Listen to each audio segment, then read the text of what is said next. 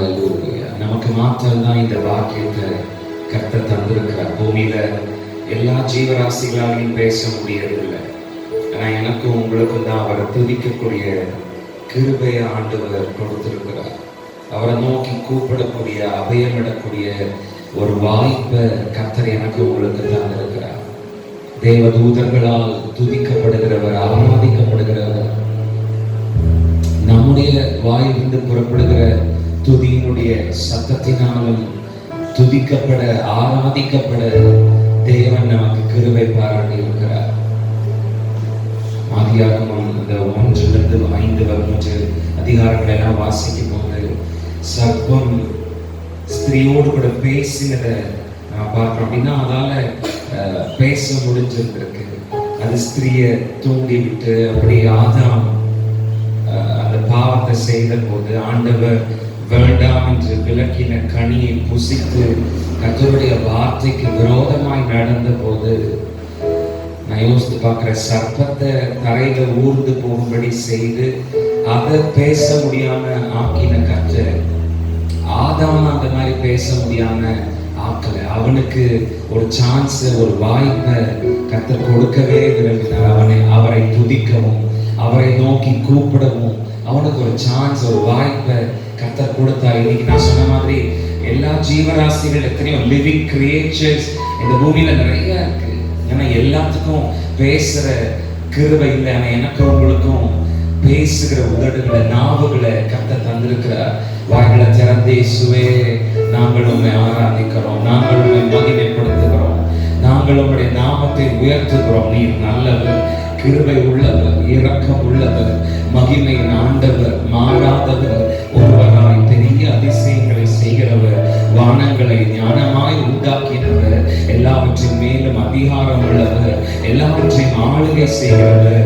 நீரே பெரியவர், நீரே தஞ்சம், நீரே அடைக்கலம், நீரே எங்கள் நம்பிக்கை, எங்கள் துருவம், எங்கள் கேடகம். நாங்கள் நம்பி இருக்கிறவர், எங்களை விடுவிக்கிறவர், தப்புவிக்கிறவர், எங்களோடு கூட இருந்து எங்களை நடத்துகிறவர். எத்தனை பேருக்கு தெரியும், நீங்க உங்க வாய்களை திறந்து உங்க தேவனாகிய கர்த்தரை துதிக்கிறதுங்கிறது அவருக்கு அவர் யாருன்னு ஞாபகப்படுத்தி விடுறது இல்லை. நமக்கு நாம் ஆராதிக்கிறவர் யாருன்னு நமக்கு நாமளே ஞாபகப்படுத்திக்கிறது. எத்தனை பேர் நான் என்ன சொல்றீங்கன்னு புரியல. அவருக்கு நாம ஞாபகப்படுத்தி விடல. அவர் நல்லவர், அவர் வாக்குத்தத்தத்திலே உண்மை உள்ளவர், அவர் பெரிய அதிசயங்களை செய்கிறவர், அவர் பெரிய காரியங்களை செய்கிறவர், கர்த்தரால் ஆகாத காரியம் ஒன்றும் இல்லை என்றெல்லாம் சொல்லி அவருக்கு நாம ஞாபகப்படுத்தி விடுறதில்லை துதி. நமக்கு நாம ஆராதிக்கிற நம்முடைய தேவனாகிய கர்த்தர் எவ்வளவு பெரியவர், எவ்வளவு மகத்துவமானவர், எப்படிப்பட்ட அதிசயங்களை செய்கிற ஆற்றல் உடையவர் என்று நமக்கு நாமளே ஞாபகப்படுத்திக் கொள்ளும் போது, நான் நம்புறேன், அது ஒரு பெரிய விசுவாச அரணை, ஒரு பெரிய விசுவாச வேலிய, ஒரு பெரிய விசுவாச மதுல நம்மளை சுற்றியும் உண்டாக்கும். அது எந்த நெகட்டிவ் போர்ஸையும் நமக்குள்ள கொண்டு வராது, எந்த சந்தேகத்தையும் நமக்குள்ள கொண்டு வராது, எந்த பயத்தையும் திகிலையும் கொண்டு வராது. இந்த துதியை ஏறெடுக்க நாம் ஆராதிக்கிறவர் எவ்வளவு நல்லவர் என்பதை நாம் அறிக்கை செய்ய அப்படி சொல்லி அவரை பாட ஒரு பெரிய நம்பிக்கை நமக்குள்ளாக கடந்து வருகிறதா இருக்கிறபடினா, எத்தனை பேர் உங்க உள்ளத்தினுடைய ஆழத்தில் இருந்து ஆண்டவரே இயேசுவே நாங்கள் ஆராதிக்கிறோம்.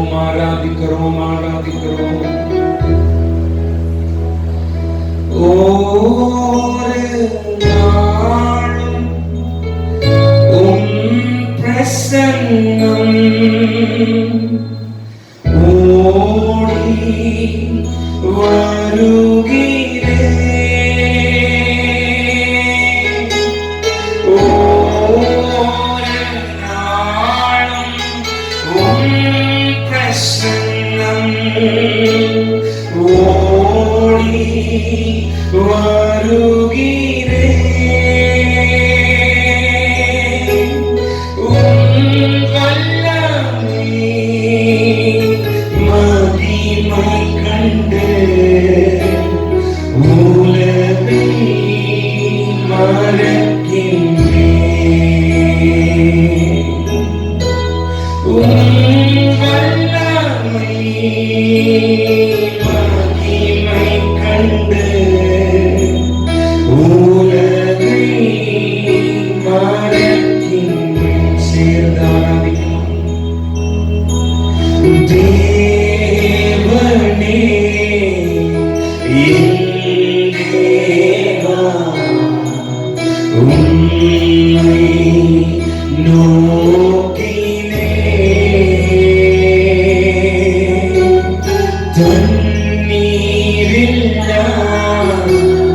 நீலம் போல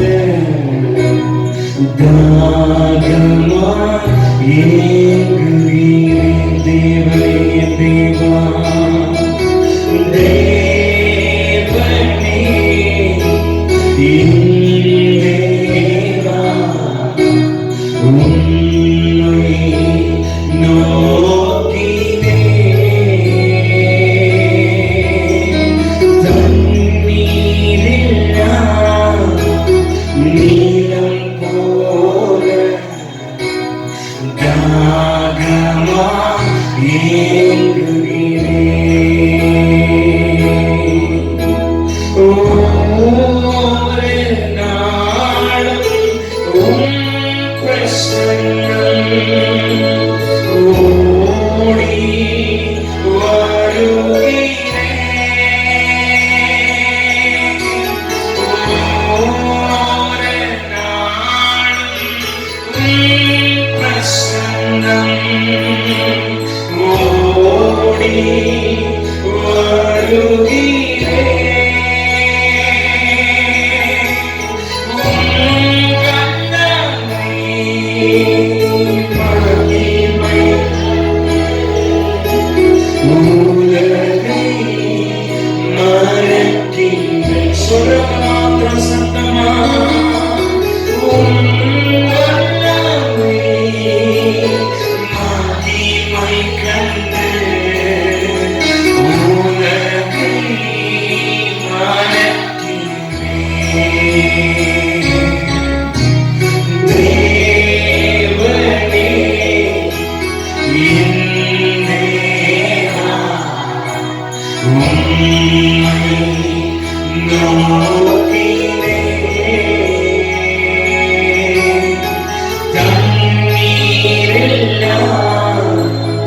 நீலம் போல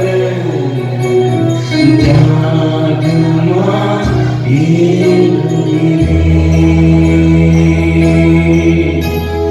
ஜீவனை பார்க்கிலும் உம் கிருபை எனக்கு போதுமே. ஜீவனை பார்க்கிலும் உம் கிருபை எனக்கு போதுமே.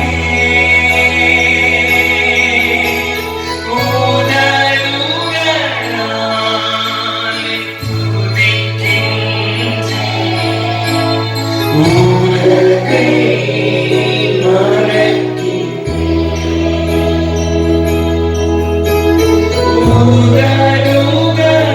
உதடுகளாலே துதிக்கின்றேன்.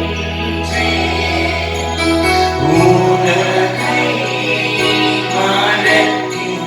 கடைசியா நாம் செய்யும் தேவனே என் தேவா உம்மை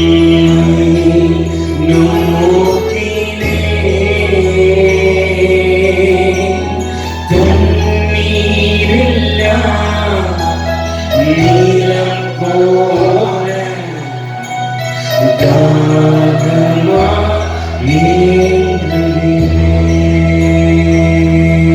ஏங்குகிறேன். தேவனே என் தேவா உம்மை நோக்கினேன்.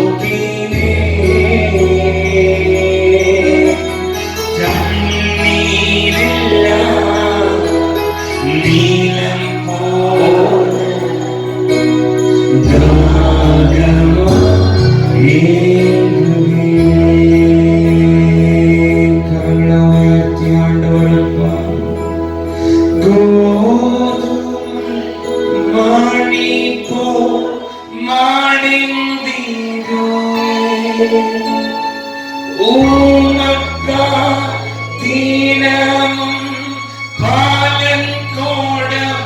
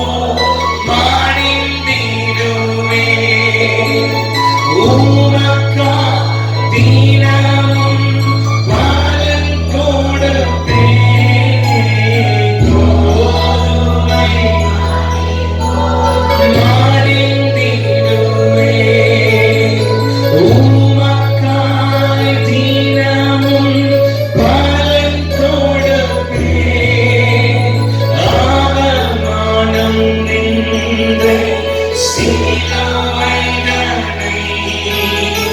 அவமானம் நிந்தை சிலுவைதனை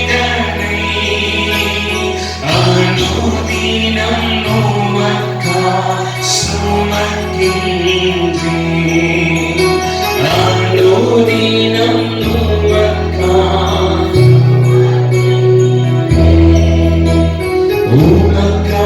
உமக்காகத்தானே ஐயா நான் உயிர் வாழ்கிறேன் ஐயா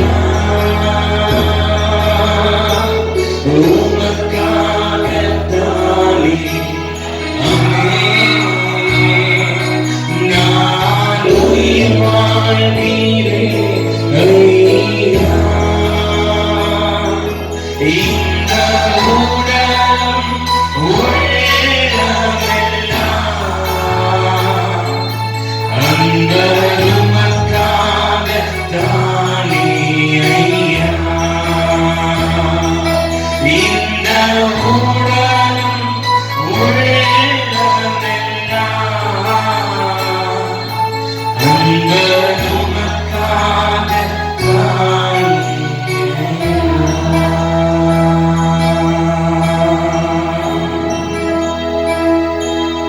தகப்பனே உன் தீரத்தில் தகன பலியானே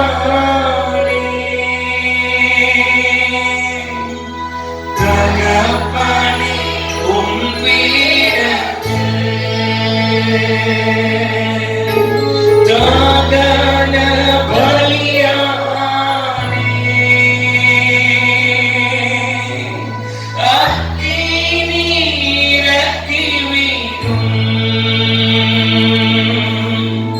முற்றிலும் எரித்து விடும்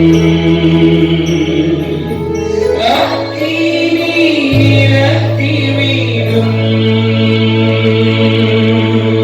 முற்றிலும் எரித்து விடும் உகந்த காணிக்கையா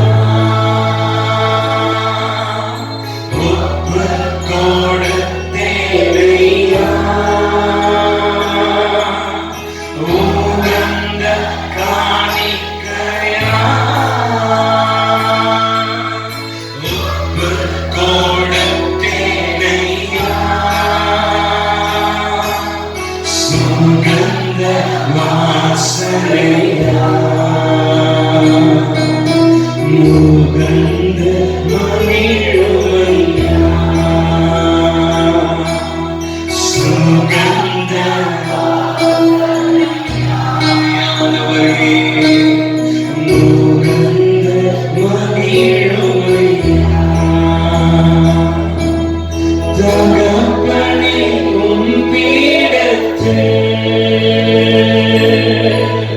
தகன பலியானே தகப்பனே உன் பீடத்தில் தகன பலியானே அக்கினி இறக்கி முற்றிலும் எரித்து விடும் அக்கினி இறக்கி விடும் முற்றிலும் எரித்து விடும் என்று உகந்த காணிக்கையா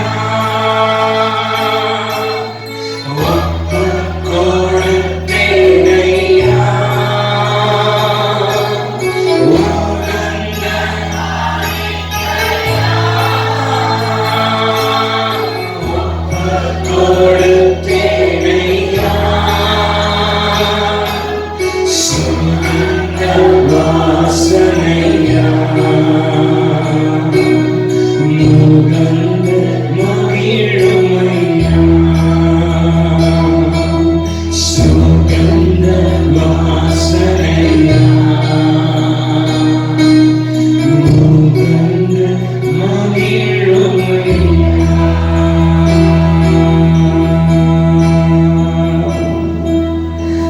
உரத்து கூற நன்றி பாடல் பாடி மகிழ்கிறேன். உரத்த கூற நன்றி பாடல் பாடி மகிழ்கிறேன். வியத்தகுவும் செயல்களெல்லாம் எடுத்து உரைக்கிறேன். வியத்தகுவும் செயல்களெல்லாம் எடுத்து உரைக்கிறேன். உம் பீடத்தை சுற்றி சுற்றி நான் வருகிறேன் தெய்வமே. உம் பீடத்தை சுற்றி சுற்றி நான் வருகிறேன்.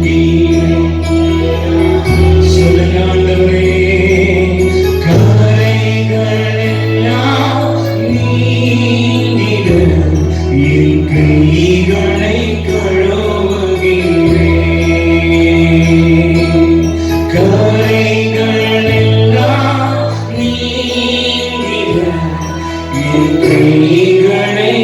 கரைகளெல்லாம் நீங்கிட ஆண்டவரே. கரைகளெல்லாம் நீங்கிட என் கைகளை கழுவுகிறேன்.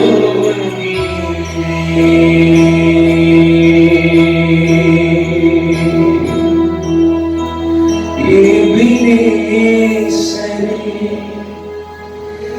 எல்லியோன், என்றுமே உயர்ந்தவரே.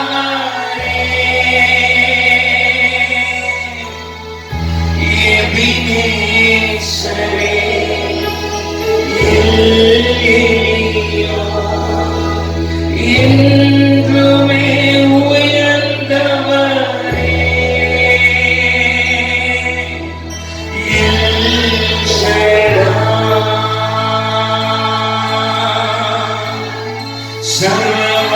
சர்வவல்லவரே.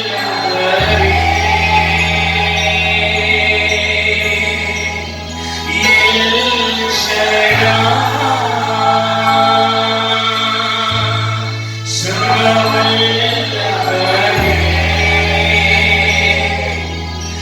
எல்லோரும்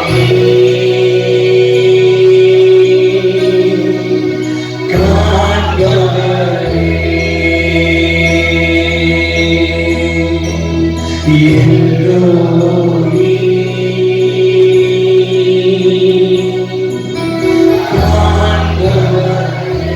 கரங்களை உயர்த்தலாம். இயேசையா, உம்மைத்தானே என் முன்னே நிறுத்தியுள்ளேன். இயேசையா, உம்மைத்தானே என் முன்னே நிறுத்தியுள்ளேன்.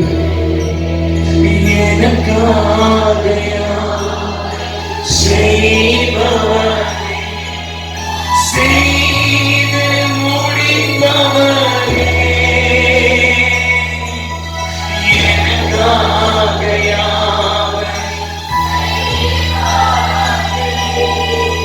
செய்து முடிப்பவரே. என் பாடங்கள், என் சுமைகள், என் காலங்கள், என் சுமைகள் உம் பாதத்தில் இறக்கிறேன். உம் பாதத்தில் ஆண்டவரே, உம் பாதத்தில்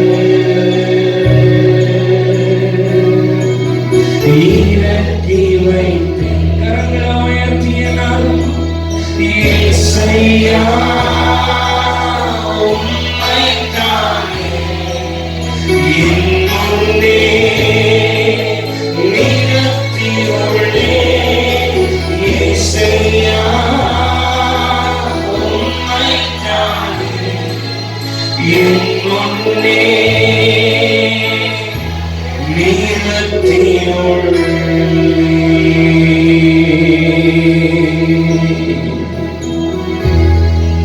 எங்களை வாழ வைக்க சிலுவையில் தொங்கி நீரே எங்களை வாழ வைக்க சிலுவையில் ஓமே நடுவே நோக்கி பார்த்ததினா விளைத்துக் கொண்டோமையா.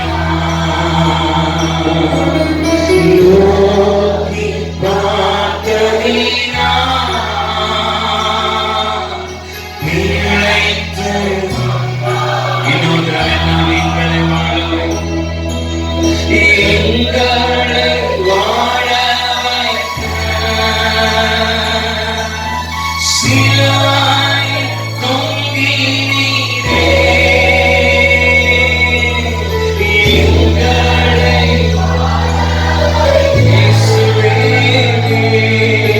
சிலுவையில் தொங்கி நீரே நோக்கி பார்த்ததினா விளைத்துக் கொண்டோமையா. நோக்கி பார்த்ததினா விளைத்துக் கொண்டோமையா. எத்தனை பேரும் உள்ளத்தினுடைய ஆழத்திலிருந்து மகிமை உமக்கென்றோ மாட்சிமை உமக்கென்றோ மகிமை உமக்கென்றோ மாட்சிமை உமக்கென்றோ துதியும் புகழும் ஸ்தோத்திரமும் தூயவர் உமக்கென்றோ. எல்லா துதியும் புகழும் ஸ்தோத்திரமும் தூயவர். கடைசியாக ரெண்டு கரங்களை வாழ்த்துகிறேன்.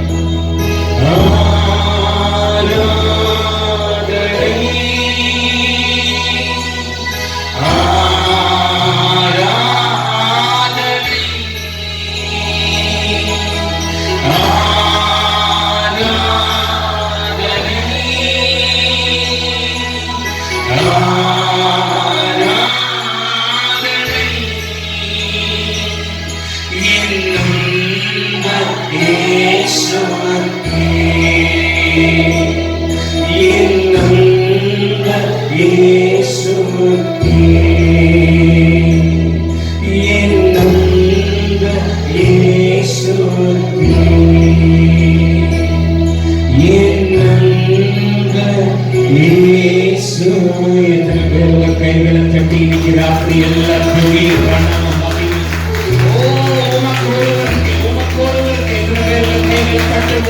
அவரை நோக்கி பார்த்து பிரகாசம் அடைய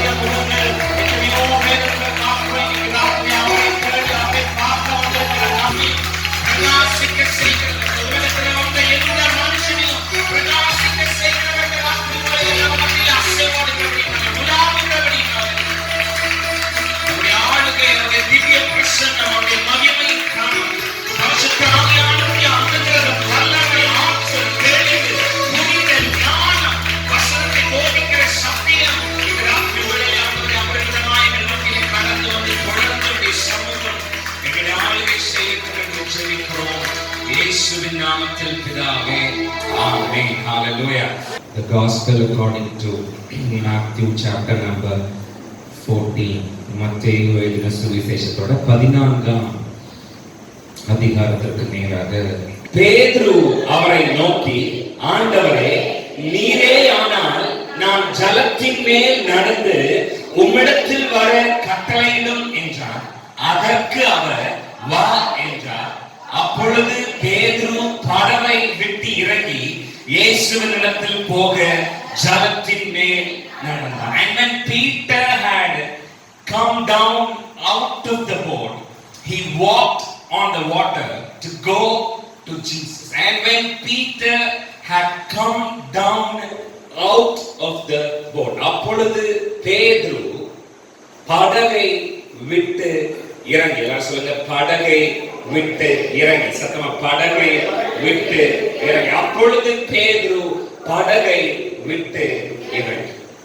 பாருங்க, நம்முடைய பாவங்களை எல்லாம் மன்னித்தவரும் நம்முடைய தலைவருமாய் இருக்கிற ஆண்டவராகிய இயேசு கிறிஸ்துவை சொந்த இரட்சகராக ஏற்றுக்கொண்டு வாழ்கிற நம் ஒவ்வொருவரை குறித்தும் நிறைய வார்த்தைகள் நம்முடைய வேதத்திலே எழுதப்பட்டிருக்கிறது. ஆண்டவராகிய இயேசு கிறிஸ்துவை தங்களுடைய சொந்த இரட்சகராக ஏற்றுக்கொண்டு வாழ்கிற ஆண்டவருடைய பிள்ளைகளை குறித்த நிறைய வார்த்தைகள், அதாவது அவர்களை குறிக்கிற நிறைய வார்த்தைகள் வேதத்திலே எழுதப்பட்டிருக்கிறது. சிம்பிளா சொல்லணும்னா, கர்த்தராகிய இயேசு கிறிஸ்துவினுடைய பிள்ளைகளை அடையாளப்படுத்துகிற அல்லது குறிக்கிற வார்த்தைகள் நிறைய நம்ம பைபிள் ஃபுல்லா, ஜெனசிஸ் தொடங்கி ரெவலேஷனோட லாஸ்ட் சாப்டர் வரைக்கும் ஆண்டவராகிய இயேசு கிறிஸ்துவினுடைய பிள்ளைகளை குறிக்கிற அல்லது அடையாளப்படுத்துகிற வார்த்தைகள்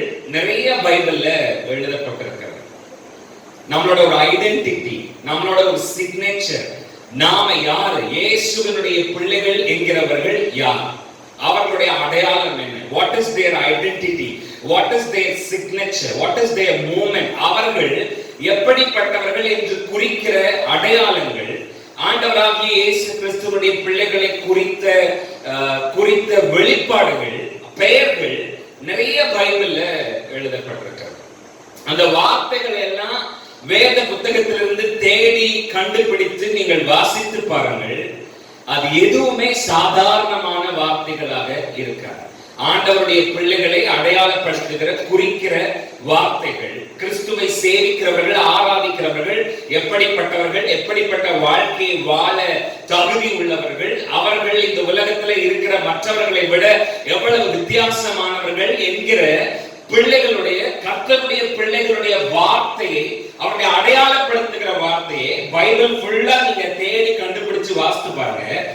எந்த ஒரு வார்த்தையும் சாதாரணமான வார்த்தையாக இருக்காது. அதாவது நம்மை சாதாரணமான ஒரு சக மனிதனோடு கூட அடையாளப்படுத்துகிற வார்த்தையாக இருக்காது. புரிஞ்சாமேன்னு சொல்றேன். ஒரு 4 குப்பை 2 சுப்பை அதோட ஒரு விசுவாசி அப்படி இல்லை. வேதத்திலே ஆண்டவராகிய இயேசு கிறிஸ்துவை சொந்த இரட்சகராக ஏற்றுக்கொண்டவர்களுடைய அவருடைய குணாதிசயங்கள், அவருடைய அடையாளங்கள், அவருடைய சிக்னேச்சர், அவருடைய மூவ்மெண்ட் அப்படின்னு பைபிள் ரெஃபர் பண்ற எழுதி இருக்கிற எல்லா பெயர்களுமே எடுத்து வாசித்தாலும் எதுவுமே சாதாரண பெயர்களாக இருக்காது. சராசரி மனிதனோடு கூட, சக மனிதனோடு கூட ஈக்குவலா கருதுகிற வார்த்தைகளாக ஒரு வார்த்தைகள் கூட இருக்காது. கர்த்தருடைய பரிசுத்த ஆவியானவருடைய துணையோடு கூட, ஏவுதலோடு கூட வேதத்தை எழுதின பரிசுத்தவான்கள் ஆண்டவருடைய பிள்ளைகளை அடையாளப்படுத்தி எழுதி இருக்கிற பெயர்கள், இங்கிலீஷ்ல அட்ஜெக்டிவ்ஸ், பெயரடைகள் எதுவுமே சாதாரணமானதாக இருக்காது. Nothing will be normal.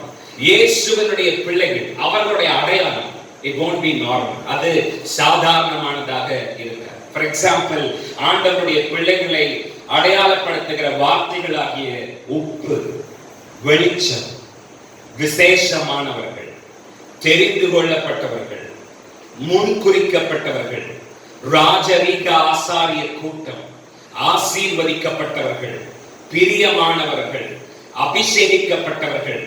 1 பேதுரு 2:9 சொந்த ஜனம் ஒரு வார்த்தையை வாசிப்போம். இங்கிலீஷ்ல peculiar people அப்படின்னு இருக்கு. அப்படின்னா விசித்திரமானவர்கள், வித்தியாசமானவர்கள். அவர்கள் வால் அல்ல தலை, அவர்கள் கீழ் அல்ல மேல்.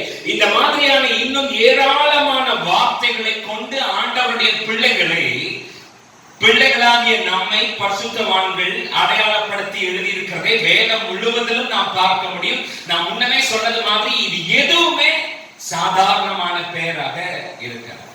ஆண்டவராகிய கர்த்தருடைய பிள்ளைகளை அடையாளப்படுத்தி சொல்லுகிற இந்த எந்த பெயர்களுமே சாதாரணமானதாக இருக்காது. அது அசாதாரணமான ஒரு ஆளா, ஒரு மனிதனா அவனை அடையாளப்படுத்தி காட்டுகிற பெயர்களாக இருக்கு. எத்தனை பேர் புரிஞ்சாமேன்னு சொல்றேன்? ஹalleluya, சத்தமா ஹalleluya.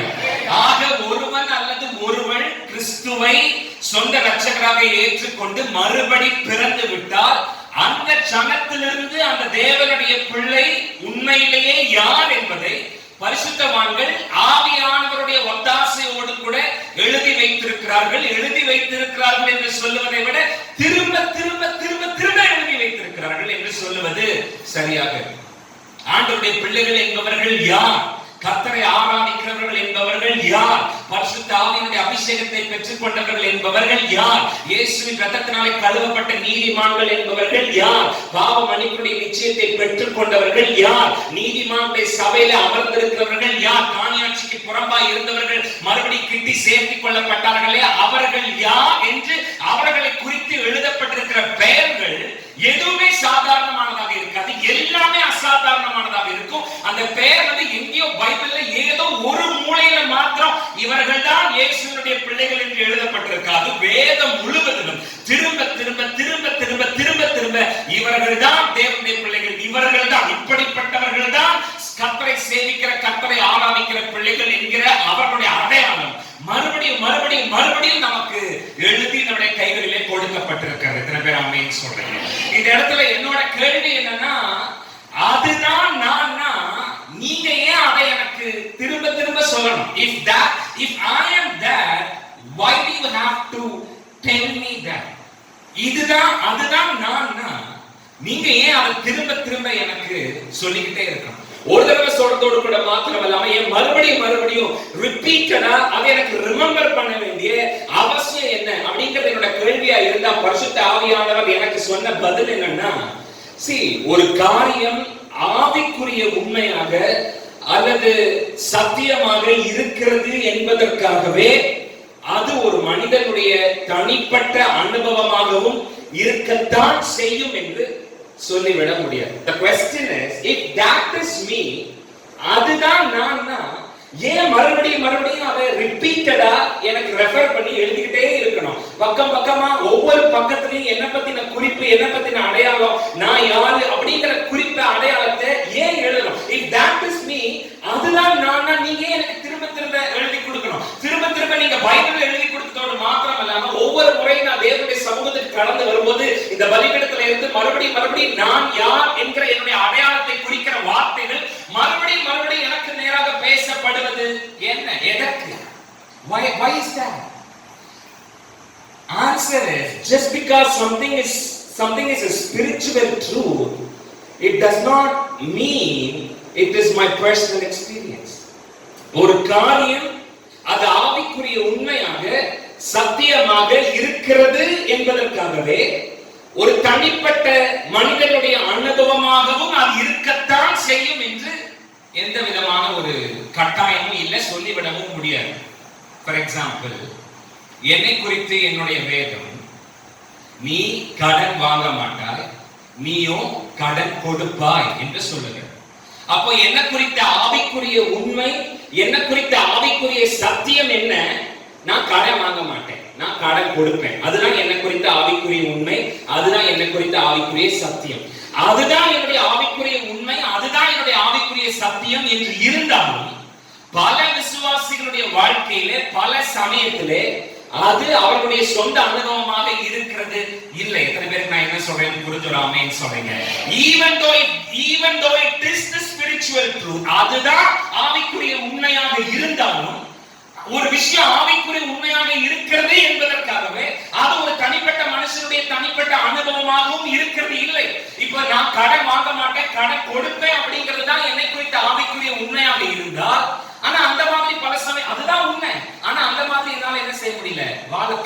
கடன் வாங்க மாட்டேன், கடன் கொடுப்பேன், அப்படி கடன் வாங்கல, கடன் கொடுக்கலன்னா கூட பரவாயில்ல, வாங்கின கடனையாவது அட்லீஸ்ட் திருப்பி கொடுக்கறதுக்கான ஒரு ஒரு ஒரு காரியமாவது எனக்கு இருக்கணுமே. அட்லீஸ்ட் யோசித்து பாருங்களேன். அப்போ ஒரு காரியம் அது ஆவிக்குரிய உண்மையாக சத்தியமாக இருக்கிறது என்பதற்காகவே அது ஒரு மனிதனுடைய தனிப்பட்ட அனுபவமாகவும் இருந்துதான் ஆக வேண்டும் என்று அவசியம் இல்லை.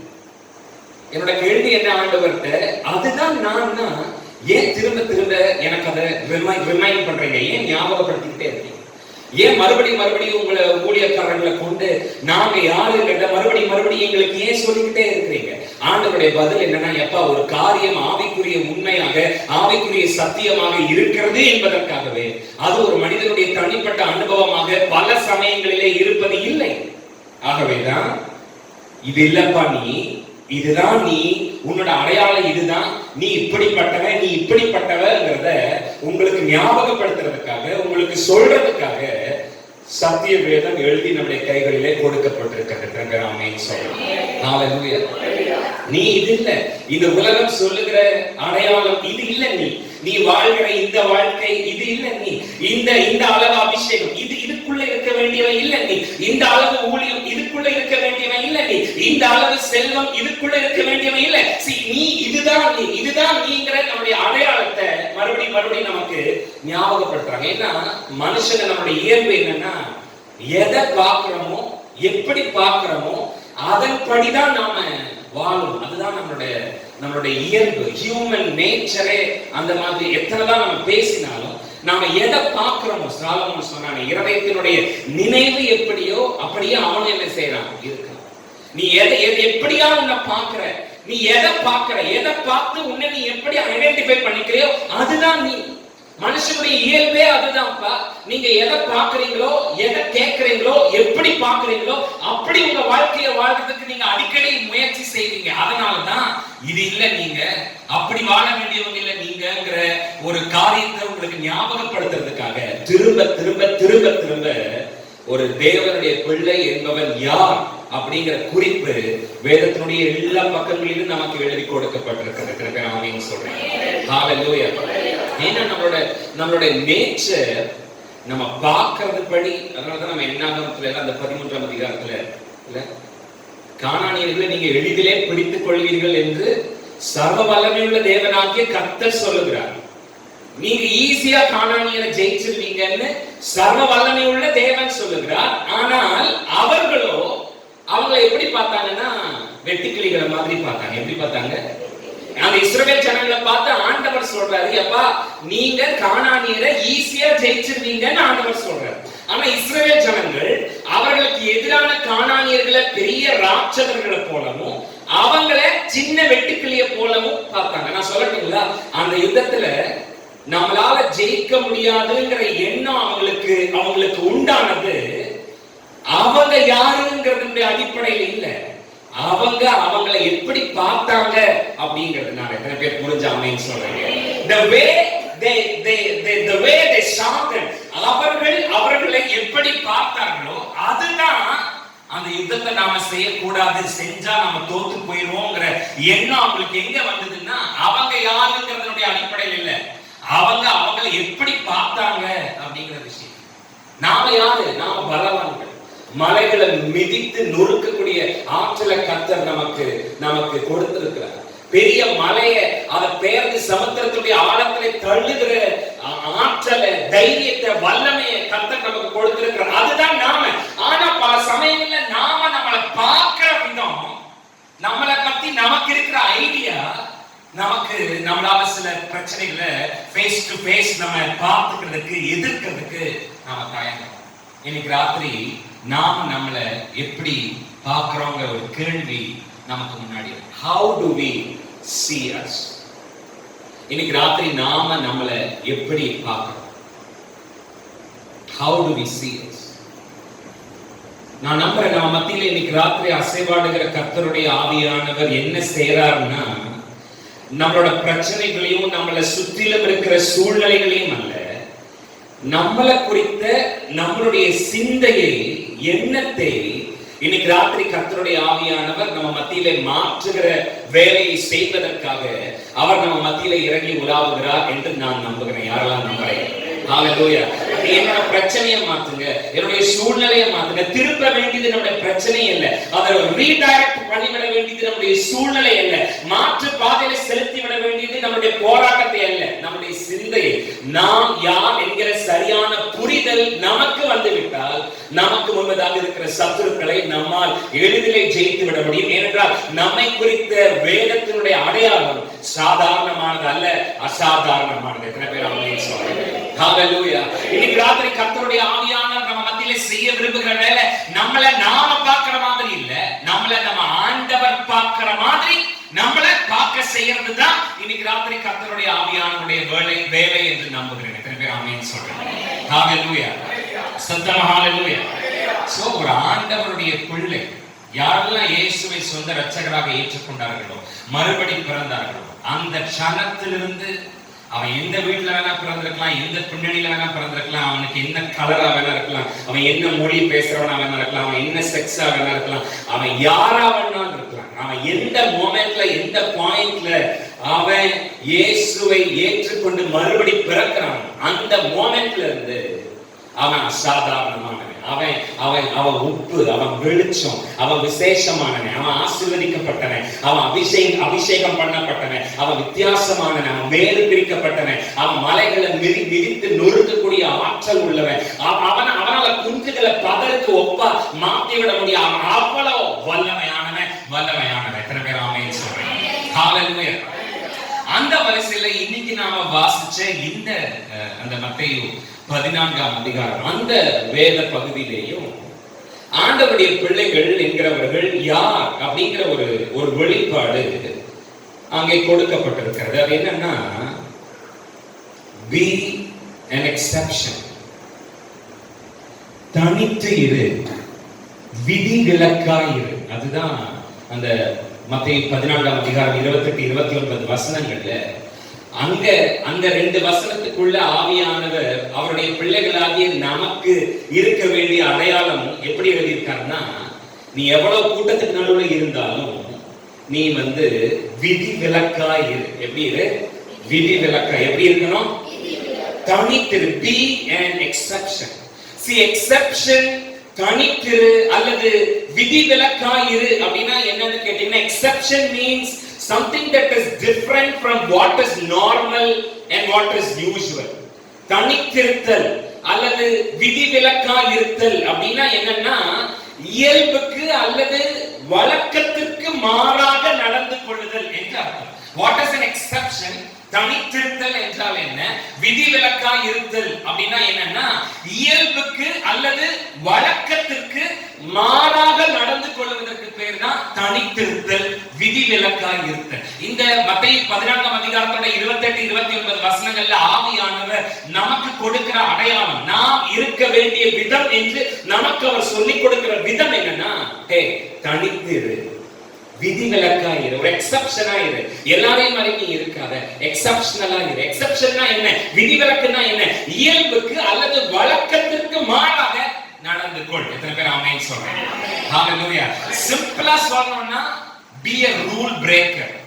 விதிகளை உடைக்கிறவனா இரு, விதிகளை மீறுகிறவனா இரு. be a rule breaker, be an exception. தனித்திரு, விதிவிலக்கா இரு. அப்படின்னா என்ன?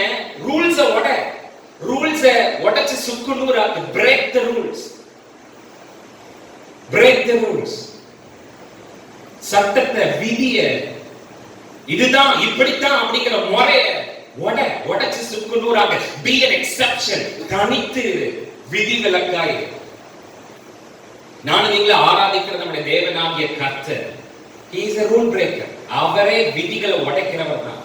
he is a rule breaker, he breaks the rules. அவர் விதிகளை மீறுகிறவர், விதிகளை உடைக்கிறவர். நீங்க என்ன ஒரு மாதிரி பாக்குறீங்க, ஆனா 2 வாரத்துக்கு முன்னாடி அவர் ஒரு ரூலை உடைச்சாங்க. பயங்கரமான he broke the wonderful mighty rule, ஒரு பயங்கரமான ரூலை உடைச்சார். 2 வாரத்துக்கு முன்னாடி நாம் அதை உயிர்த்தெழுதலுடைய ஞாயிறு என்று கொண்டாடினோம்.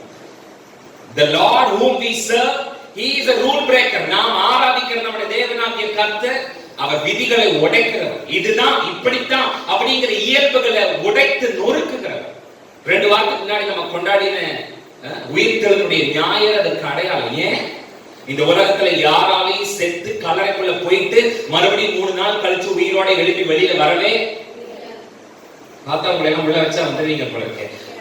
உள்ள வச்சா வெளியில எழுப்பி வரவே. ஏன்னா மரணத்தோட விதி, மரணத்தோட ரூல் அதுதான். ஒருத்தன் செத்துட்டான்னா அதோட சாப்டர் முடிஞ்சது. அதுக்கப்புறம் மறுபடியும் அவனால உயிர் வாழ முடியாது. அதுதான் ரூல். ஆனா நானும் நீங்களும் ஆராதிக்கிறவர் he is a rule breaker, he is an exceptionist. அவர் விதிகளை உடைக்கிறவர். அந்த உலகத்திலே தங்களை தேவர்கள் என்று சொல்லிக் கொள்கிற தேவர்களுக்கு மத்தியிலே தன்னை தனித்தன்மையோடு கூட தன்னை ஒரு விதிகளுக்குள்ளவராக காட்டிக் கொள்ளுகிற விதிகளை உடைக்கிற சர்வ வல்லமையுள்ள தேவனாகிய கர்த்தர். எத்தனை பேர் ஆமென் சொல்லுங்க? ஹalleluya. நான் இன்னும் சொல்லுவேன், நீங்க இன்னும் என்ன ஒரு மாதிரி பாப்பீங்க. கிருபை என்ன செய்யுதுன்னா grace breaks the rules. கிருபை விதிகளை உடைக்கிறது. கிருபை விதிகளை மீறுகிறது. it breaks the rules. it breaks the rules. எனக்கு தகுதி இல்லாத ஒண்ணு அவர் எனக்கு கொடுக்கிறார். அதுதானே கிருபை. அப்படின்னா என்ன அர்த்தம்? தகுதி இல்லைன்னா எனக்கு கொடுக்க கூடாது. அதுதான் ரூல் இல்லையா? But the God whom I serve, நான் ஆராதிக்கிறவர், he is a rule breaker. அவர் விதிகளை உடைத்து நொறுக்குகிறவர். அவர் இயல்புகளை அடித்து நொறுக்குகிறவர். ஆகவே எனக்கு தகுதி இல்லைன்னா ஆனாலும் எனக்கு அவர் he breaks the rules and he gives that to me. அவர் விதிகளை உடைச்சு நொறுக்கிட்டு எனக்கு அந்த கிருபையை தருகிறார். எத்தனை பேர் ஆமென் சொல்லுங்க? he is a rule breaker. அவர் நாம் ஆராதிக்கிறவர் விதிகளை உடைக்கிறார். இந்த மத்தேயு 14:28-29 ஆவியானவர் நமக்கு சொல்றது, நீயும் அப்படியே இரு, விதிகளை உடைக்கிறவனா இரு. be a rule breaker, be an exception. நீ தனித்து இரு, நீ விதிவிலக்கா இரு, நீ ஒரு எக்ஸெப்ஷனா இரு. உன் வரிசையில் உட்கார்ந்து இருக்கிற எல்லாரும் மாதிரி நீயும் இருக்காது. உன் தெருவில் இருக்கிற எல்லாரும் மாதிரி நீ இருக்காது. உன் ஊர்ல இருக்கிற எல்லாரும் மாதிரி நீ இருக்காது. உன்னை சுத்தி இருக்கிற எல்லா ஆட்களும் எப்படி பார்க்கறாங்களோ, எப்படி நடக்கிறாங்களோ, என்ன செய்யறாங்களோ அதே மாதிரி நீயும் செய்யணும்னு நினைக்காத. be an exception. தனித்து இரு, விதிவிலக்கா இரு. எத்தனை பேர் ஆமென் சொல்றாங்க? ஹalleluya. சிம்பிளா தனித்து அல்லது விதிவிலக்கா இரு அப்படிங்கறதுடைய முழுமையான விளக்கம் நான் நினைக்கிறேன், என்ன சுத்தி இருக்கிறவங்களுக்கு எல்லாம் என்ன நடக்குதோ, என்ன சம்பவிக்குதோ அது எனக்கு நடக்காது, எனக்கு சம்பவிக்காது. அதுதான் எக்ஸெப்ஷனா இருக்கு. அதான் தனித்து இருக்கிறது. அதான் விதிவிலக்கா இருக்கு.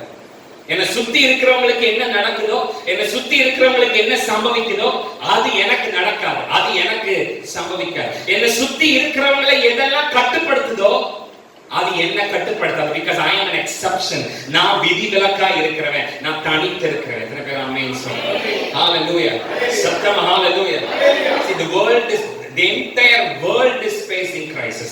நான் மாத்திரம் வேலை இல்லாம வருமானம் இல்லாம போறாங்க. உலகம் முழுவதும் இந்த COVID-19 இந்த கொரோனா வைரஸோட பேண்டமிக்கான ஒரு சூழல் ஒட்டுமொத்த உலகத்தையும் உலகத்துடைய பொருளாதாரத்தையும் ஒரு அசைச்சு பார்த்து எல்லா நாடுகளுமே மிகப்பெரிய பலமான நாடுகளே அசைந்து கொடுத்து போன நிலைமையிலே இருக்கிற ஒரு சூழல் இன்னைக்கு நீங்களும் நானும் வாழ்ந்துகிட்டு இருக்கிறோம். முதலமைச்சருடைய ஆலோசனை நடந்து முடிந்தாயிற்று. இனி அடுத்த கட்ட அறிவிப்புகள் என்ன இருக்கும், எதையெல்லாம் க்ளோஸ் பண்ண சொல்ல போறாங்க, என்னென்ன கட்டுப்பாடுகளை கொண்டு வர போறாங்க தெரியாது. ஏற்கனவே ஒரு லாக்டவுனை ஃபேஸ் பண்ண போதே எத்தனையோ பெரிய பெரிய பிசினஸ் ஆட்கள் எல்லாம் என்னோட கூட பேசும்போது சம்பளம் கொடுக்க முடியல தம்பின்னு சொல்லி பேசின வார்த்தைகளை நான் கேட்பேன். பட் இன்னைக்கு ராத்திரி இந்த 7 மணி 15 நிமிஷத்துல அவருடைய சமூகத்துல உட்கார்ந்து இருக்கிற உங்களை பார்த்து என்ன பார்த்து ஆவியானவர் சொல்றது என்ன? be an exceptionist, be a rule breaker. உன்னை சுத்தி இருக்கிறவங்களுக்கு என்ன நடக்குதோ, உன்னை சுத்தி இருக்கிறவங்களுக்கு என்ன சம்பவிக்குதோ அது உனக்கு நடக்க கூடாது, நடக்காது. அது உனக்கு சம்பவிக்க கூடாது, சம்பவிக்காது. அது உன்னை கட்டுப்படுத்த கூடாது, கட்டுப்படுத்தாது. be an exceptionist. நீ ஒரு தனித்து இருக்கிறவனா இருந்தா, நீ ஒரு விதிவிலக்கானவனா இருந்தா அது உன்னை கட்டுப்படுத்தாது. எத்தனை பேர் ஆமென் சொல்றாங்க? ஹalleluya, ஹalleluya. அப்படினா என் பக்கத்துல இருக்கிறவனோட கடந்த கால அனுபவம் என்ன சொல்லுதோ அப்படித்தான் என்னோட நிகழ்கால அனுபவமும் இருக்கணும்னு எந்த சட்டமும் இல்லை. என் பக்கத்துல உட்கார்ந்து இருக்கிறவனோட கடந்த கால அனுபவம் என்ன சொல்லுதோ அப்படித்தான் என்னோட நிகழ்கால அனுபவம் இருக்கணும்னு ஒரு சட்டமும் இல்லை. ஒருவேளை நீ இந்த டைம்ல வீட்டை வாங்க நினைச்ச போது தோத்து போயிருக்கலாம். நீ இந்த டைம்ல உன்னோட பிசினஸ் பெருசாக்க நினைச்ச போது தோத்து போயிருக்கலாம். பட் உன்னோட கடந்த கால அனுபவம் என்னோட நிகழ்கால அனுபவமாக இருக்க வேண்டும் என்று எந்த சட்டமும் திட்டமும் கிடையாது. Because I am an exceptionist. நான் வந்து தனித்து இருக்கிறவன், நான் விதிவிலக்கா இருக்கிறவன், நான் ஐ அம் a rule breaker. நான் ஆராதிக்கிற என்னுடைய தேவனாகிய கர்த்தர் அவர் யாருன்னா அவர் ஒரு வட்டத்துக்குள்ள கொண்டு வந்து உட்கார வச்சு இதுதான் இப்படித்தான் அப்படின்னு சொல்ல முடியாது. அவருடைய ரத்தத்தினாலே கழுவப்பட்டு அவரை அப்பா பிதாவே என்று அழைக்கக்கூடிய புத்திர ஸ்வீகாரத்தின் ஆவியை பெற்றிருக்கிறேன். என்னையும் உன்னோட அனுபவங்கிற வட்டத்துக்குள்ள கொண்டு வந்து உட்கார வச்சு இதுதான் இப்படித்தான் உன்னால சொல்ல முடியாது. Because I am an exceptionist. நான் தனித்து இருக்கிறவன், நான் விதிவிலக்கா இருக்கிறேன். எத்தனை பேர் ஆமென் சொல்றீங்க? ஹalleluya. சத்தமா ஹalleluya. உன்னோட கடந்த கால அனுபவம் என்னுடைய நிகழ்கால அனுபவமாக இருக்க வேண்டும் என்று எந்த சட்டமும் என்ன செய்ய போறதில்லை. இல்ல இல்ல. எத்தனை பேர் சொல்றீங்க? சத்தமா இல்ல. சத்தமா இல்ல. நாம கடந்து போகிற மாதிரியான பிரச்சனையினூடாக கடந்து போன எத்தனையோ மனிதர்கள் திரும்ப கட்டப்பட முடியாமல் அழிந்தே போயிருக்கலாம். But that doesn't matter. நான் ஆராதிக்கிறவர் he is an exceptionist. he is a rule breaker. அவர் தனித்திருக்கிறவர், அவர் வித்தியாசமானவர். அவரை ஆராதிக்கிற என்னையும் அவர் எப்படித்தான் மாத்தி இருக்காருன்னா, என் மனதை எப்படி அவர் புதிதாக்கி இருக்காருன்னா, என் மைண்டை எப்படி ரினியூ பண்ணிருக்காருன்னா, என்னை எப்படி புதுசா ரீடிசைன் பண்ணிருக்கார். ஏற்கனவே தாயின் கருவிலே அவர்தான் என்னை உருவாக்கினார். என்னை மண்ணில் நினைவு கொள்கிற அவர்தான் என்னுடைய சிருஷ்டி கர்த்தர். ஆனா அவருக்குள்ளே நான் மறுபடியும் பிறக்கும் போது என்ன அவர் ரீடிஃபைன் பண்ணுகிறார், என்ன அவர் ரீக்ரியேட் பண்ணி எப்படி விட்டுருக்காருன்னா ஒரு எக்ஸப்ஷனிஸ்டா, ஒரு தனித்திருக்கிறவனா, ஒரு வித்தியாசமானவனா, ஒரு விதிவிலக்குக்கு உட்பட்டவனா கர்த்தர் என்ன வைத்திருக்கிறார். எத்தனை பேர் ஆமென் சொல்றாங்க? ஹalleluya. சத்தமா ஹalleluya. தனித்திருத்தல் அல்லது விதிவிலக்கா இருத்தல் என்று சொல்லும்போது அவங்கள விட கொஞ்சம் பரவாயில்ல அப்படிங்கிறது இல்லை. ஒரு எக்ஸப்ஷன் சொன்னா, தனித்திருத்தல் சொன்னா, விதிவிலக்கா இருத்தல் சொன்னா, என் பக்கத்து வீட்டுக்காரனை விட கொஞ்சம் பரவாயில்ல, அந்த ஊழியத்தை விட கொஞ்சம் பரவாயில்ல, அந்த பையனை விட கொஞ்சம் பரவாயில்ல, அந்த குடும்பத்தை விட கொஞ்சம் பரவாயில்ல, அந்த கடையை விட கொஞ்சம் பரவாயில்ல, அந்த விசுவாசியை விட கொஞ்சம் பரவாயில்ல. அது இல்லை. That is not exception. உனக்கும் எனக்கும் ஏணி வச்சா கூட எட்டவே எட்டாது. நீ வேற எக்ஸ்டென்ட், நான் வேற எக்ஸ்டென்ட். நீ அந்த பக்கம்னா நான் இந்த பக்கம். உனக்கும் எனக்கும் கொஞ்சம் கூட சம்பந்தமே இருக்காது. முழுக்க முழுக்க நான் வித்தியாசமானவனா இருப்பேன். அவனுக்கு பேர் தான் எக்ஸப்ஷனிஸ்ட். அப்படிப்பட்டவங்களா இருக்கத்தான் என்னை உங்களை கர்த்தர் வைத்திருக்கிறார். அதுதான் என்னோட உங்களோட அடையாளம். எத்தனை பேர் ஆமென் சொல்றீங்க? ஹalleluya. நம்மள எல்லாரையும் மாதிரி நம்ம நினைச்சதுனாலதான் இன்னைக்கு நம்ம ஆராதனைகள்ல ஜனத்தை நம்மளால நிறைய பேரை பார்க்க முடியல. because people think நம்ம போனாலே நமக்கு ஏதாவது நோய் தொற்று வந்துருமா, நம்ம நின்னாலே நமக்கு வியாதி வந்துருமா, நம்ம பஸ்ல போனா வந்துருமா, நடந்தா வந்துருமா, உட்கார்ந்தா வந்துருமா, இப்படி எல்லாம் நினைச்சுக்கிட்டு சர்ச்சுக்கு போய் காணிக்க கொடுத்து 10 ரூபாய் அங்க போச்சுன்னா நமக்கு வீட்டு செலவுக்கு 10 ரூபாய் இல்லை. be an exceptionist. நீ ஒரு தனித்திருக்கிறவன்னா, நீ ஒரு விதிவிலக்கா இருக்கிறவன் அப்படின்னா அவனை விட கொஞ்சம் பரவாயில்லைங்கிறதுல உன்னோட அடையாளம். அவனுக்கும் உனக்கும் ஒரு சம்பந்தம் இருக்கக்கூடாது. you are completely different. you are completely different. அவன் அரிசி மூட்டை எடுத்து போடுறதுக்கே யோசிச்சுட்டு இருக்கும்போது நீ 50 பவுண்ட்ல ஆரம் செய்யறதுக்கு என்ன வழி அப்படின்னு யோசிச்சு ஜெபிக்க ஆரம்பிக்கணும். you are completely different because you are an exceptionist. நீ மொத்தமா அவனுக்கு உனக்கு சம்பந்தம் இல்ல. உன்னை கம்ப்ளீட்டா ஆண்டவர் வித்தியாசமா என்னைய உங்களை வைத்திருக்கிறார். எத்தனை பேர் ஆமென் சொல்றாங்க? சத்தமா ஹalleluya. சத்தமா ஹalleluya. கவனிங்க, நாம வித்தியாசமானவங்க, தனித்தன்மை உள்ளவங்க, விதிவிலக்கானவங்கன்னு சொல்லும்போது மத்தவங்க எல்லாம் கடந்து போகிற மாதிரியான சூழ்நிலைகள் வழியா கூட நாம கடந்து போக மாட்டோம் அப்படிங்கிறது இல்ல அர்த்தம். நாம ஒரு எக்ஸப்ஷனிஸ்ட்னு சொல்லும்போது நாம தனித்தன்மை ஆனவர்கள், விதிவிலக்கானவர்கள், வித்தியாசமானவர்கள் சொல்லும்போது இந்த உலகத்துல இருக்கிற சராசரி மனிதர்கள் கடந்து போகிற சூழ்நிலைகள் வழியாகவெல்லாம் நான் கடந்து கூட போக வேண்டிய அவசியம் இல்லைங்கிறது இல்ல அதனுடைய அர்த்தம். அதெல்லாம் அதனுடைய விளக்கம். அதெல்லாம் வித்தியாசம். எது நம்மளை வித்தியாசப்படுத்துது இந்த உலகத்தில் இருக்கிறவங்களுக்கும் நமக்கும்? அது வழியா கடந்து போய் அவங்க வெளியில வர்றதுக்கும் நான் வெளியில வர்றதுக்கும் இருக்கிற வித்தியாசம். எத்தனை பேர் புரிஞ்ச ஆமென் சொல்றேன்? நான் விதிவிலக்கானவன், நான் வித்தியாசமானவன், நான் தனித்தன்மை உள்ளவன் அப்படின்னா அவன் போற மாதிரியான பிரச்சனையோட பாவை வழியா கூட நான் போக மாட்டேன். அந்த மாதிரியான ஒரு சூழலை கூட எனக்கு உருவாக்காம Johnson's baby powder, Johnson's baby தொட்டில், ஜான்சன்ஸ் பேபி கட்டில என்ன படுக்க வச்சு ஆண்டவர் தூங்கு தூங்குன்னு பாட வச்சுட்டே இருப்பாங்க அர்த்தம் இல்ல. அவன் அவன் போற மாதிரியான அதே மாதிரியான சூழ்நிலைகள் வழியாக நானும் கடந்து போவேன். எது என்னையும் உன்னையும் வித்தியாசப்படுத்தும்னா, நீ வெளியில வர்ற அளவு வேற மாதிரி இருக்கும், அது வழியா கடந்து நான் வெளியில வரும்போது என்னோட அளவு வேற மாதிரி இருக்கு. எத்தனை பேர் புரிஞ்ச ஆமென் சொல்றேன்? ஹalleluya, சத்தமா ஹalleluya. அப்படின்னா அவங்க உள்ள போற மாதிரியே நாமளும் உள்ள போவோம். ஆனா அவங்க வெளியில வர்ற மாதிரி இல்ல, நாம வேற மாதிரி வெளியில வரோம். எத்தனை பேர் ஆமென் சொல்றேன்? ஹalleluya. அவங்கள மாதிரியே நாமளும் அக்கினி சூளைக்குள்ள போவோம். ஆனா அவங்கள வெளியில எடுக்கும் போது அவங்க வெந்து எரிஞ்சு சாம்பலா போயிருந்திருப்பாங்க.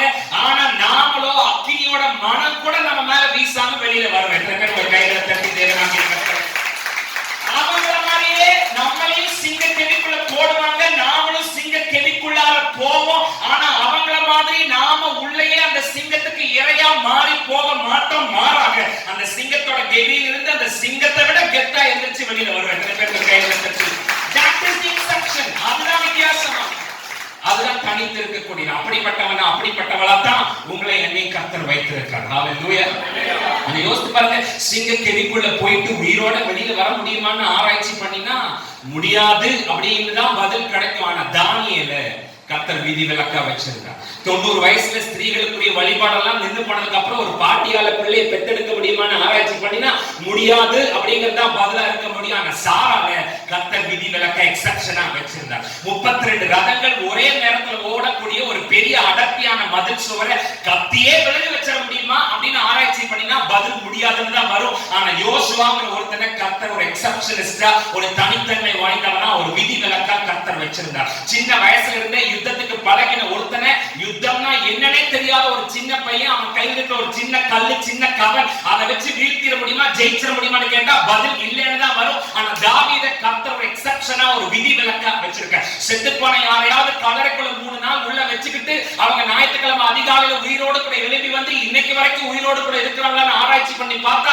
சரித்திரத்துல எங்கேயும் அந்த மாதிரி யாராலும் இருக்க முடியாது. ஆனா பிதாவாகிய தேவன் தம்முடைய குமாரனாகிய கிறிஸ்துவை மரித்தோர் இருந்து கூட உயிரோடு கூட எழுப்பினார். அவர்தான் நானும் நீங்களா எத்தனை பேர் என்ன கேட்கிறீங்க? தானியேலுக்கும் சாராளுக்கும் தாவீதுக்கும் யோசுவாவுக்கும் அந்த 3 எபிரேய வாலிபர்களுக்கும் இயேசுவுக்கு செய்த அதே ஆண்டவர் இன்றைக்கு உயிரோடு இருக்கிறார். உங்களுக்கும் அவர் அப்படியே செய்வார். எத்தனை பேர் ஆமென் சொல்றீங்க? ஹalleluya, ஹalleluya. ஆண்டவருடைய பிள்ளைகள் தனித்தன்மையானவர், விதிவிலக்கானவர். அததான் இந்த Matthew chapter 14 verse number 28 29 அததான் சொல்லுது. You are exceptionist. நீ ஒரு விதிவிலக்கானவன், நீ தனித்தன்மை உள்ளவன். நீ you are not bounded to the rules. இந்த உலகத்தினுடைய சட்ட திட்டங்களுக்கு கோட்பாடுகளுக்கு உட்பட்டவன் அல்ல நீ. எத்தனை பேர் ஆமென் சொல்றீங்க? ஹalleluya. இந்த மத்தேயு 14ஆம் அதிகாரம் 28 29 வசனத்துல எனக்கு உங்களுக்கு ஒரு அடையாளம் கொடுக்கப்படுது. You are a water walker. நீ தண்ணி மேல நடக்கறவன். பக்கத்துல பக்கத்துல நீங்க தண்ணி மேல நடக்கறவன், தண்ணி மேல you are a water walker. நீங்க தண்ணி மேல எத்தனை பேருக்கு புரியுது? அப்படின்னா you are exceptions. நீங்க விதிவிலக்கானவங்க, நீங்க தனித்தன்மையானவங்க. மற்றவங்க தண்ணீர்கள் மேல நடந்தார்கள் என்றால் அவர்கள் மூழ்கி விடுவார்கள். அதுதான் இயல்பு, அதுதான் விதி. ஆனால் விதி விலக்கு உட்பட்ட கர்த்தருடைய பிள்ளைகள் தண்ணீர்கள் மேல நடப்பாங்க. எத்தனை பேர் ஆமென் சொல்றீங்க? அப்படின்னா லிட்டரலா தண்ணி மேல கடல் மேல நடக்கிறத பத்தி நான் சொல்லல. மத்தவங்க இந்த விஷயத்தை செஞ்சா மூழ்கி போவாங்க, அவிழ்ந்து போவாங்க, மீள முடியாம மாட்டிக்குவாங்கன்னு சொல்லக்கூடிய விஷயத்துல if you are an exceptionist, நீ ஒரு தனித்தன்மை உள்ளவனாக உன்னை புரிஞ்சுக்கிட்டு நீ நடந்தேனா உன்னால அந்த தண்ணி மேல நடக்க முடியும். எத்தனை பேர் ஆமென் சொல்றீங்க? அவன் மூழ்கி செத்து போகக்கூடிய சட்டம் இருக்கிற விதி இருக்கிற தண்ணி மேல உன்னால தைரியமா நடந்து கரைக்கு போய் சேர முடியும். எத்தனை பேர் ஆமென் சொல்றீங்க? ஹalleluya. பேதுரு படகை விட்டு இறங்கி இயேசுவின் இடத்தில் போக ஜலத்தின் மேல் நடந்தான் என்று வாசிக்கிறோம். எல்லாம் சொல்லுங்க, நடந்தான். சத்தம். ஒரு எக்ஸெப்ஷனிஸ்டா இருக்க உங்க பக்கத்துல இருக்கிற அம்மா அக்கா வாய மூடி அமைதியா இருந்தா அவங்கள மாதிரியே நீங்களும் இருக்கணும்னு நினைக்காதீங்க. ஒரு எக்ஸெப்ஷனிஸ்டா தனித்தன்மையோட இருக்க. சத்தமா சொல்லுங்க, நடந்தான். பேதுரு தண்ணீருக்கு மேல என்ன செஞ்சான்? நடந்தான் என்கிற வார்த்தை அல்லது நடந்தான் என்கிற செயல் புதிதானதல்ல. That is not something new. நான் நீங்களும் நடக்கிறோம். இயேசுவை சொந்த இரட்சகராக ஏற்றுக்கொள்ளாத எத்தனையோ ஜனங்கள் இந்த பூமியில நடக்கிறார்கள். ஆனா இந்த மத்தேயு 14 நாம பார்க்கிற பேதுரு வித்தியாசமானவன். அவன் விதி விலக்குக்கு உட்பட்டவன், தனித்திருக்கிறவன். ஏன்னா நடந்தா எல்லாரும் மூழ்கி போகக்கூடிய தண்ணீர்கள் மேல பேதுரு நடந்தா. எத்தனை பேர் ஆமென் சொல்றாங்க?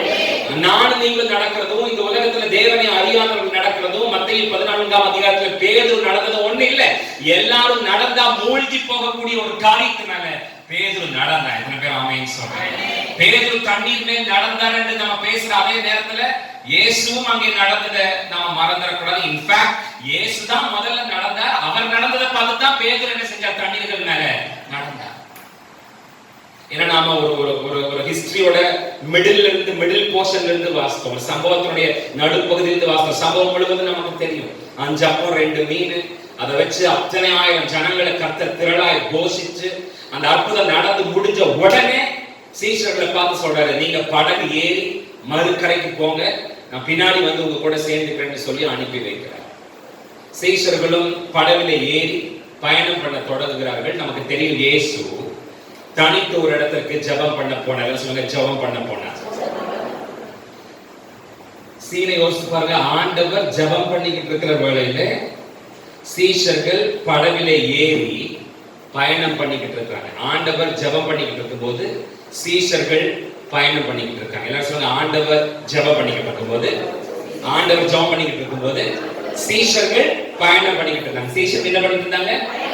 யோசித்து பாருங்க, முன்கூட்டியே இலக்கை நோக்கி பயணத்தை தொடங்கின சீஷர்கள்.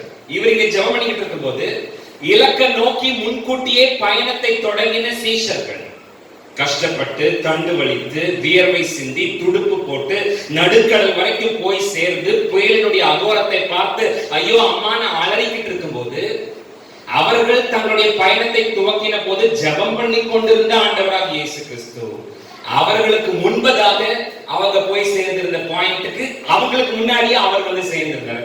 புரிஞ்ச ஆமென் சொல்றாங்க. இயேசு இங்க ஜெபம் பண்ணிட்டு இருக்கும்போது நீ பயணத்தை தொடங்கியாச்சு. நான் நீங்களும் இன்னும் ஜெபம்ங்கிற கரையிலேயே நின்று இன்னும் வீட்டை தாங்க, ஆண்டவரே காலை தாங்க, குழந்தை தாங்க, கல்யாணத்தை தாங்க, நகை தாங்க, இடத்தை தாங்கன்னு ஜெபக்கரையில நின்றுட்டு இருக்கும் போது சிலரையெல்லாம் பார்க்கிறோம், அவங்க பயணத்தை தொடங்கி புறப்பட்டு போய்கிட்டு இருக்காங்க.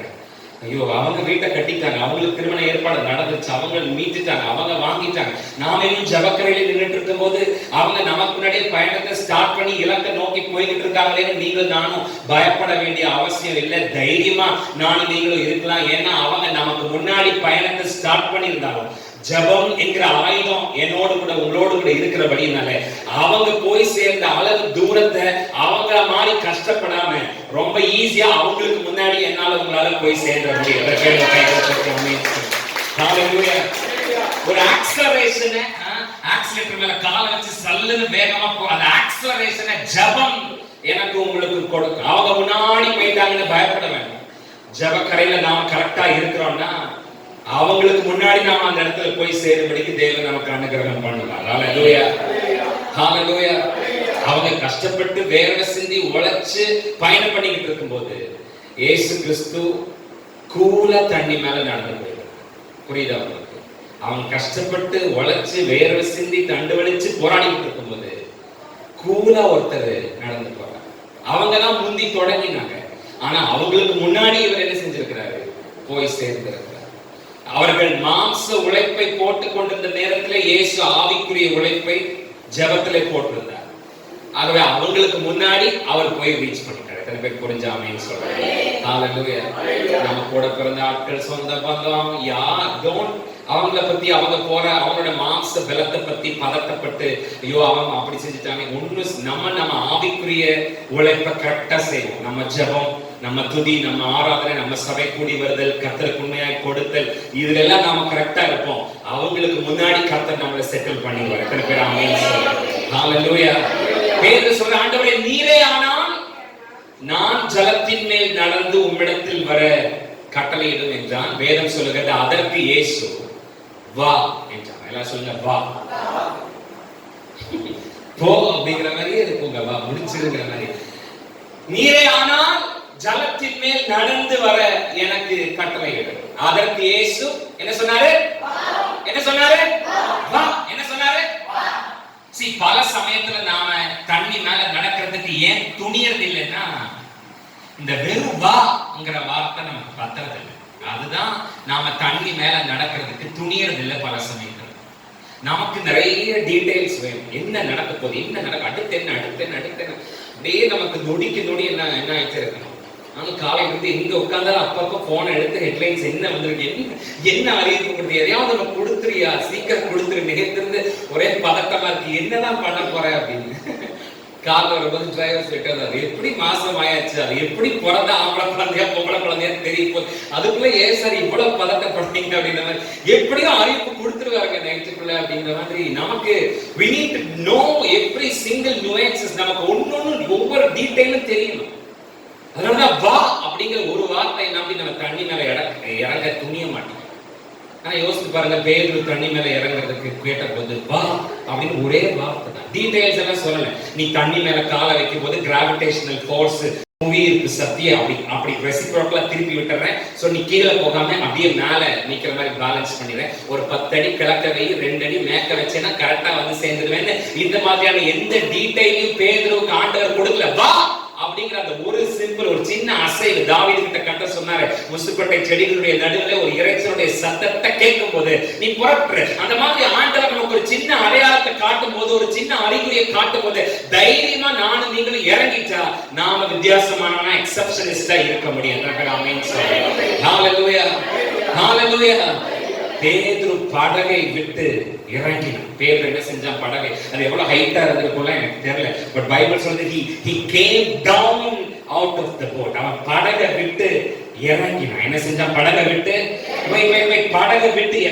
படகுல 12 பேர் இருக்க, பேதுரு மாத்திரம் படகை விட்டு இறங்கினான். படகுல எத்தனை பேர் இருந்தாங்க? 11 பேர் படகுலயே இருக்கிறாங்க. படகுல இருக்கிற 11 பேரையும் பேதுரு பார்க்கிறார். நான் நினைக்கிறேன் பார்த்துட்டு சொல்றாரு, நீங்க 11 பேரும் ஒரு செட்டா ஒரு டீமா இருக்கீங்க, இருந்துட்டு போங்க.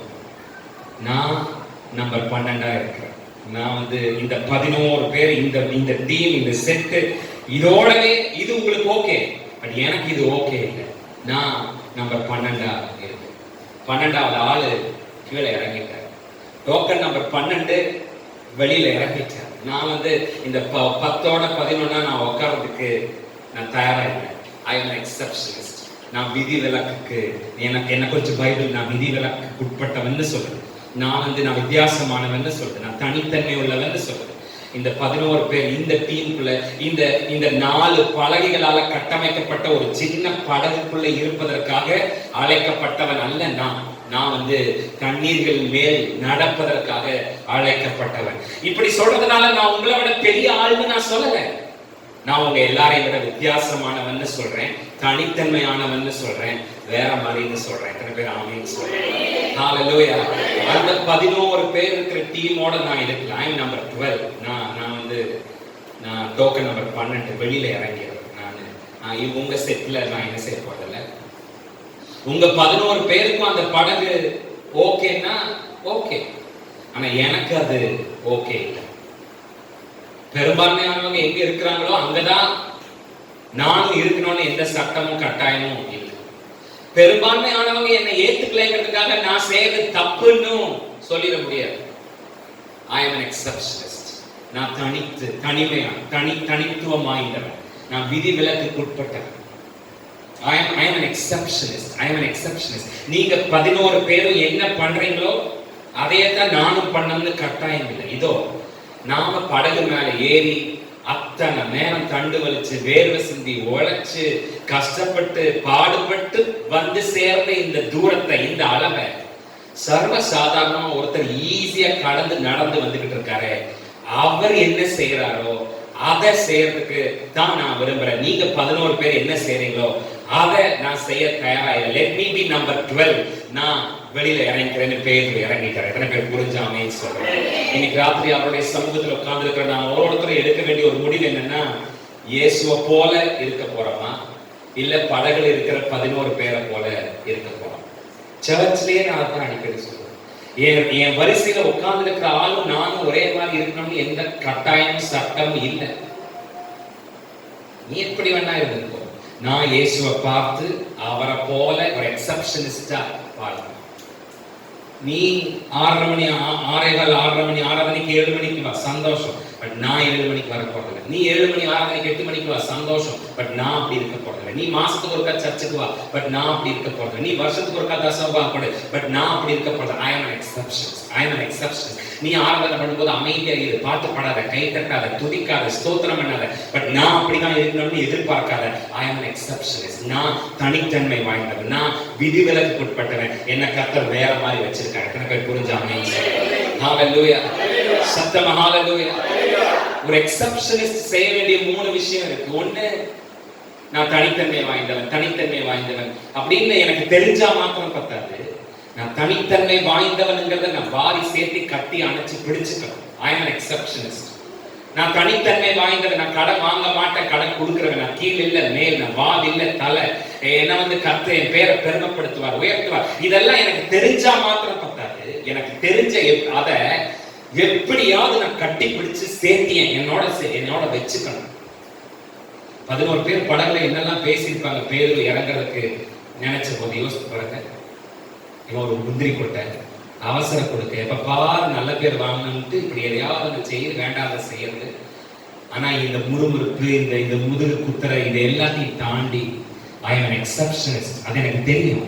ஆனா அதை நான் அனுபவமா மாத்திக்கிறதுக்காக, நான் தனித்தன்மை வாய்ந்தவன் என்கிற அந்த காரியத்தை அணைச்சிக்கிறதுக்காக நீ என்ன பேசுறியோ பேசு. நீங்க 11 பேர் ஒரு டீமா இருப்பீங்களா இருங்க, பட் நான் இறங்கி வெளியில வரேன். அதை நானும் நீங்களும் செய்யணும், நானும் நீங்களும் அதை செய்யணும். எக்ஸெப்ஷனிஸ்ட் இன்னைக்கு நம்ம தெரிஞ்சா மாத்திரம் பத்தாது.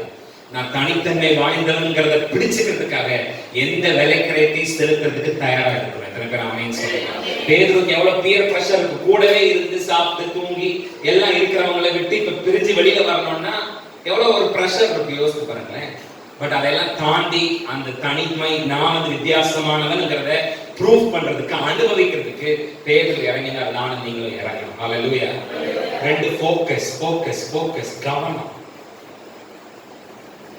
காற்று பலமாய் வீசுகிறதை பேதுரு கண்டு, காத்தை பார்க்க முடியுமா? காத்தை உணர முடியும், ஃபீல் பண்ண முடியும். பேதுரு இயேசுவை பார்த்து தான் படகுல இருந்து இறங்கினாரு, இயேசுவை பார்த்து தான் நடந்தாரு. காற்றை கண்டு, காத்தை பார்க்க முடியுமா? அதை ஃபீல் பண்ண மாத்திரம் தான் முடியும். பட் அவர் ஃபீல் பண்ணினதை பார்க்கவே ஆரம்பிச்சிட்டாரு. பார்க்க ஆரம்பிச்சோன்னா ஃபோக்கஸ் இப்ப இயேசு மேல இருந்து மாறி காத்து மேல போயிடுச்சு. பார்க்க முடியாத காத்த பேதுரு பார்க்கிறார். He sees the way. அதை உணரத்தான் முடியும், ஆனா பார்க்கிறார். பேதுரு தரிசனத்தை இழந்துட்டாருன்னு நான் சொல்லல, பட் பேதுரு ஃபோக்கஸை இழந்துட்டார், கவனத்தை இழந்துட்டார். நானும் நீங்களும் எக்ஸெப்ஷனிஸ்டா இருந்து இறங்கி நடக்க முடிவு செஞ்சா புயல் வரும், காத்து வரும். தரிசனத்தை நான் விடாம நான் போயிட்டு தான் இருக்கேங்கிறது முக்கியம் இல்லை. ஃபோக்கஸை இழந்துடாம தொடர்ந்து போனாதான் நம்மளால மூழ்காம ஜெயிக்க முடியும். எந்த நேரத்திலையும் அவரை துதிக்கிறத, அவரை கூப்பிடுறத நிறுத்திடவே கூடாது. நாம எப்போ இருக்கா இறங்கி நடக்க முயற்சி செஞ்சுட்டோமோ, தனியா வித்தியாசமா நம்மளை காட்டிக்கிறதுக்கு முயற்சி செஞ்சுட்டோமோ, அப்பவே புயல் காத்து வரும்.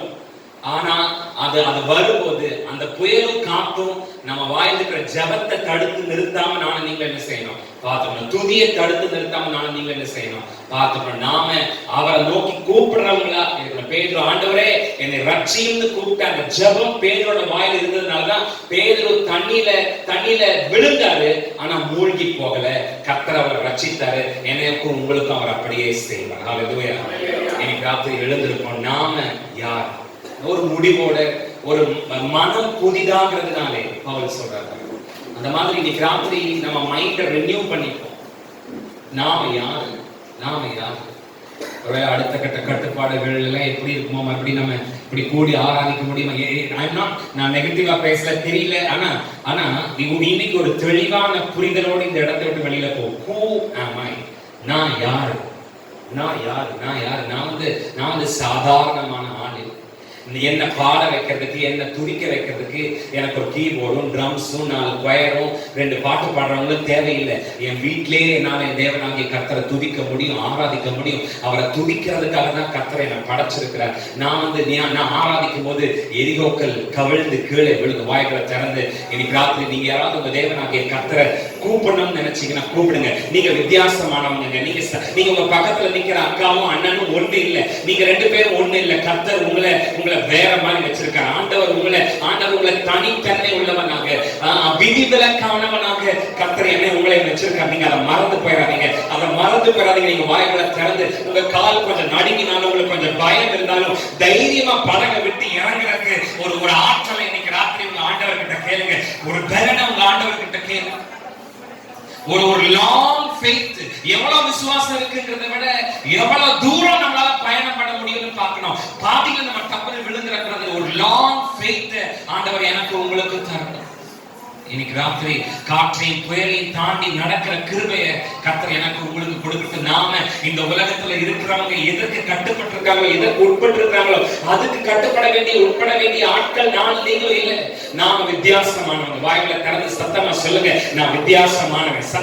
சத்தமா வாய்களை திறந்து, நான் தனித்தன்மையானவன், நான் தனித்தன்மை உள்ளவன். வாய்களை திறந்து, நான் தனித்தன்மை உள்ளவன், நான் விதிவிலக்கு உட்பட்டவன், நான் ரூல் பிரேக்கர், சட்டத்தை முறிக்கிறவன், உடைக்கிறவன்.